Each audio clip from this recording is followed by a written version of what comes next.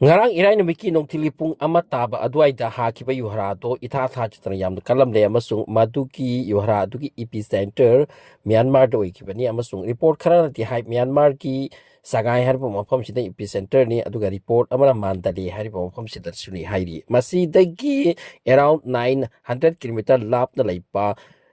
Thailand ki Bangkok city dasu yamna kana haki amasung masida laipa 30-story building amasu kintaki hairi hairiba building ase loisin badinatri amasung loisin gadoraba inauguration tawgadaba kuidraba auda 40 workers amasu maduki rabal singjura ramsin kre hairi hairiba workers sing asidagi kharasi bugwani ataina rescue to bugwa mention tawri aduka amromda Myanmar dasu Irrawaddy Turial ki mathak sida bridge amalai yamna important oiba connecting bridge railroad amadi asumgi gari chatnaba road adugi bridge adisu kaiduna takre haibawani masiga loirna makoi ge road kadang chekhaiba pokhaiba amadi road block oiba chatkiba halakpa adaba amasung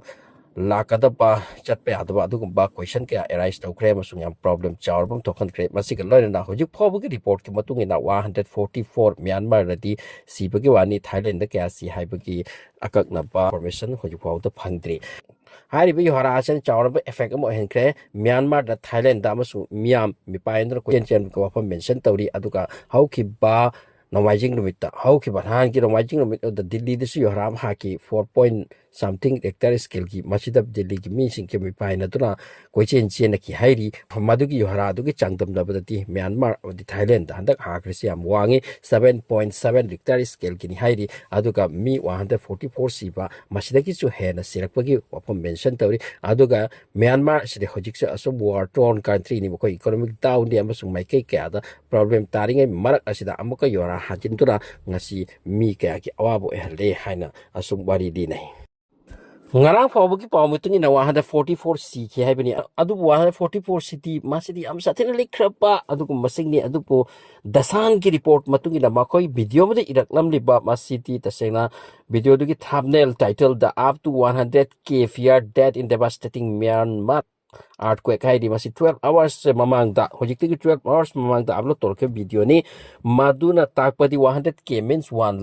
lakh mi fear death oibagi wafam hairaga yam sathi ba devastating oiba earthquake ni haibatai aduga building digi mathakta ge mi ontharakpagi video phawata footage madu utpa yawi masiga loina building digi mi singi chena khre aduga awang building mathakta swimming pool leiri madugi swimming pool adugi ising se wai chai tharakpa adugi footage kya su oi 1 lakh mathakta 1 lakh mathakta dasan na iriba asina kaigumba chumba taragadi mase angakba phangna kininga erba adugumba earthquake amani haibi yare amasung at the same time masigi phibamda hakibani Thailand da aduna Thailand gi missing ase akibagi masak oikre koi chen ki bagi phibam koina oi aduga Myanmar de sumsa awap tarba country ni masidisu amuka awabu oi aduna mukoida masi yam chawba natural calamity ama laktuna mukoi cover tawkre reporting asumna hairi maldi hakibi harasi amukta tanate se te anyak tuna haki amaso ahal da 6.4 ki magnitude ta hakibini asigi min khar ki matungda amuka 7.4 magnitude ta yoharasi haki anirak thokna haki amasung masigi yoharase north east thangba sarukta lairipa country sing asidasu harapi yai amasung khoi prithvi se tectonic plate ase change tawdori hai pagi report amasung naindari aduna hojik ka north east ki wafam kya alert laiba ki wafam se mention tawi haina masigi art ki meteorological ki mataga naina basing na mention tawi haina tari